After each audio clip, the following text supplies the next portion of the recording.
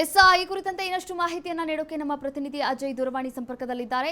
ಅಜಯ್, ಇನ್ನ ಪೋಕ್ಸೋ ಪ್ರಕರಣಕ್ಕೆ ಸಂಬಂಧಪಟ್ಟಂತೆ ವಿಚಾರಣೆ ಆರಂಭವಾದ ಬಳಿಕ ವಿಚಾರಣೆಯಲ್ಲಿ ಏನೇನೆಲ್ಲ ಒಂದು ತನಿಖೆಗಳನ್ನ ಮಾಡಲಾಯಿತು, ಏನೇನೆಲ್ಲ ವಿಚಾರಣೆಗಳನ್ನ ಮಾಡಲಾಯಿತು, ಈ ಬಗ್ಗೆ ಏನಾದರೂ ಅಪ್ಡೇಟ್ಸ್ ಇದೆಯಾ ಅಜಯ್?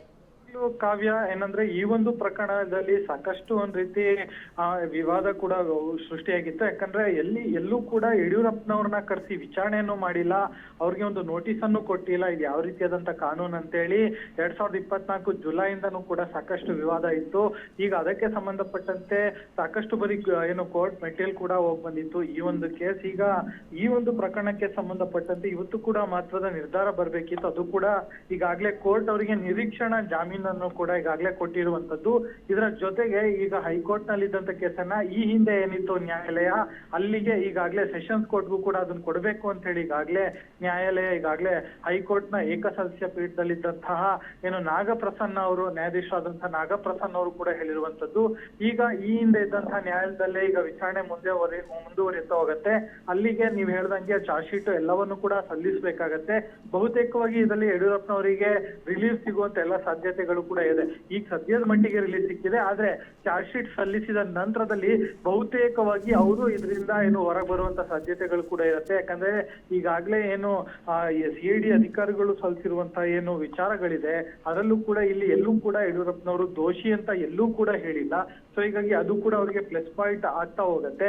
ಮುಂದಿನ ದಿನಗಳಲ್ಲೂ ಕೂಡ ಚಾರ್ಜ್ ಶೀಟ್ ಸಲ್ಲಿಸಿದ ನಂತರದಲ್ಲಿ ಪ್ರಕರಣ ಏನಾಯ್ತು, ಯಾವ ರೀತಿ ಆಯ್ತು ಅನ್ನೋದ್ರ ಬಗ್ಗೆ ಎಲ್ಲೂ ಕೂಡ ಸಾಕ್ಷಿ ನಮಗೆ ಲಭ್ಯವಿಲ್ಲ ಅಂತ ಹೇಳಿ ಕೂಡ ಅದನ್ನು ಕೂಡ ಇಲ್ಲಿ ಖುಲಾಸೆ ಮಾಡುವಂತ ಎಲ್ಲಾ ಸಾಧ್ಯತೆಗಳು ಕೂಡ ಹೆಚ್ಚಿದೆ. ಇನ್ನು ಈ ಹಿಂದೆ ಇದ್ದಂತ ಸೆಷನ್ಸ್ ನ್ಯಾಯಾಲಯ ಏನಿದೆ ಅಲ್ಲಿಗೂ ಕೂಡ ಈ ಒಂದು ಕೇಸನ್ನು ಕೂಡ ನೋಡ್ಕೊಬೇಕು ಅಂತ ಹೇಳಿ ಕೂಡ ಹೈಕೋರ್ಟ್ ಈಗಾಗಲೇ ಆದೇಶವನ್ನು ಕೂಡ ಕೊಟ್ಟಿರುವಂತದ್ದು. ಕಾವ್ಯ, ಅಜಯ್, ಇನ್ನ ನಿರೀಕ್ಷಣಾ ಜಾಮೀನನ್ನ ನೀಡೋಕೆ ಮುಂದಾಗಿದೆ. ಆದ್ರೆ ನಿರೀಕ್ಷಣಾ ಜಾಮೀನು ನೀಡೋಕೆ ಏನಾದ್ರೂ ಷರತ್ತುಗಳನ್ನ ಅನ್ವಯ ಮಾಡಲಾಗುತ್ತಾ, ಹೇಗೆ?